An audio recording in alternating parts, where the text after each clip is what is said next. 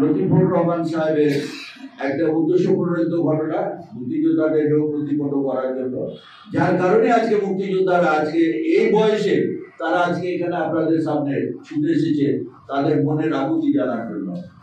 এই প্রতিবাদ সভা ও সংবাদ সম্মেলনের মাধ্যমে জেলা পুলিশ আয়োজিত সুধী সমাবেশে মুক্তিযোদ্ধাদের প্রতি এরূপ বিরূপ আচরণ ও কটাক্ষের তীব্র প্রতিবাদ জানাচ্ছি এবং স্বরাষ্ট্র মন্ত্রণালয় ও মুক্তিযুদ্ধ বিষয়ক মন্ত্রণালয়কে প্রয়োজনীয় ব্যবস্থা গ্রহণের জন্য অনুরোধ জানাচ্ছি।